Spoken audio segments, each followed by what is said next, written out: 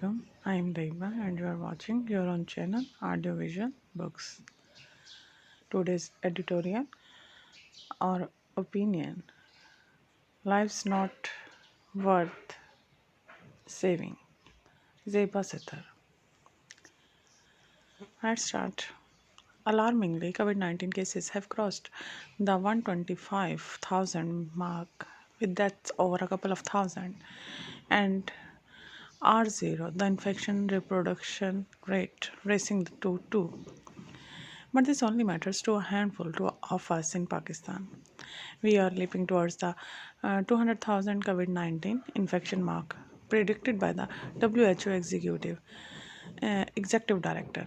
Are those looming crises which we may not be able to handle and which may drown us altogether? Have we officially surrendered to the COVID 19 pandemic? Almost every day. This is what we are told. We are poor.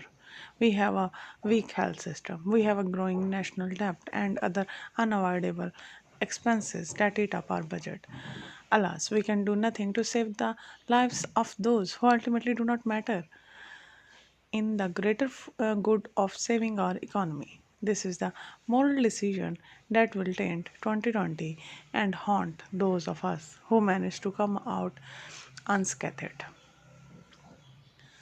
There is still time to redeem many of the wrongs. The biggest wrong is to have undervalued and deliberately endangered the lives of our healthcare providers. These honorable professionals are seen on talk shows, at least when anchors take a break from fighting politicians and invite them. They are united with one clear message. They plead for unequivocal support to slow down this wildfire. They talk about hospital overflows, lack of beds, lack of PPE equipment for all staffs, lack of protection, and insufficient trained staff. Despite all this, they face a high risk of infection and mortality. Sadly, this makes a little difference to national decisions about how to deal with COVID 19 and wars, with a handful of exceptions, and their voice is left out altogether from major decisions. Let's have campaigns with clear, honest messages before conspiracy theories take over. To top this disregard is the huge stigma attached to the illness, which makes frontline healthcare providers vulnerable to anything from abuse, assault, eviction from homes, isolation, insult, etc. Worst of all, the female providers who spend most time providing care to the sick in the hospital and at home. There are these are our valiant nurses and community health workers who face gender based violence, threats, and other forms of discrimination at the hands of patients, colleagues at work, the community, while going to work, and family members when they return home exhausted. The second wrong committed is the second wrong committed is allowing the spread of misinformation, which far outweighs any earnest efforts to spread positive, coherent information. The dominant message at the moment is virtually a white flag of surrender, which leaves the responsibility of dealing with this deadly virus on individuals who are left to protect themselves. It leaves them it leaves them confused about when to self isolate or to self quarantine, when to go to seek medical help, and where easily overlooked is the responsibility of the state of for getting this information out to the public. Health education and communications are necessary everywhere, but especially where the size of the problem is a high pattern of contagion and where the majority are not educated. Such communication is an absolute must for our population to learn safe behavior. It is even more necessary because the vast majority of citizens are left with the heavy responsibility of curtailing the impact of pandemic. So far, the campaign has been replete with mixed messaging. Mixed messaging. We have to fight the virus and not be scared. No, there is a need to be nice, serious, nice citizens it has not peaked. We should wear masks. No, we don't really need to. The illness is serious. No, it is only serious for those with prior conditions or other or older relatives.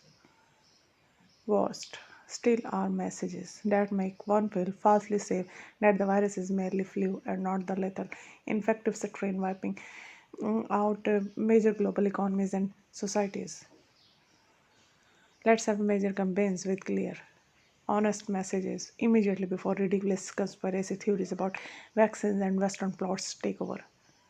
Let's use colloquial Urdu instead of English terms for social distancing and staying safe. The third wrong may be the biggest challenge, clearing the cobwebs from the muddled debate about saving the poor from hunger by lifting the lockdown. Instead, payments should be made to the poorest in their homes through verification of their CNSE and mobile transfer that Pakistanis are now well versed in. Poor beneficiaries should certainly not be paid at facilities that parade them to show the world. There is now ample proof in post-Eid Pakistan that lockdowns, especially in major cities, are the only way of curtailing the contagion. Above all, let's not fool ourselves with economist-led smart lockdowns. All Pakistani cities are now too infested to avoid full lockdown. With population densities of more than 4,000 persons per square kilometer, this was inevitable. This is the only way to restrict further spread of the contagion to the rural areas.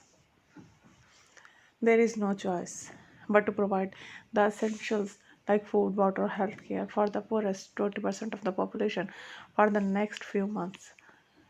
The counterfactual is skyrocketing poverty, malnutrition, and deaths of key household members that will be difficult to repair financially and emotionally. Whether the economy recovers fully or not, it will take its own time to stumble back to its doddering feet. Pakistan will still be accountable for how we fared in coping with the global crisis faced by everyone, including other poor countries. A broken economy needs desperate fixing, but a very broken healthcare system needs to be fixed immediately. An underfunded, top heavy public healthcare system is already facing its worst test. Its overhaul should be addressed in cabinet meetings, budget discussions, and press conferences. Finally, we cannot expect profound changes in the weak public health system unless mindsets of the leadership change. The major alarm will happen when all private VIP beds are occupied and they too have to utilize public facilities. I don't know if any of the elite are now under care in a public facility. I would be happy to be proven wrong on this. The writer is Country Director, Population Council, Islamabad. Published on June 13th, 2020. Please like and subscribe to be updated daily. Thank you.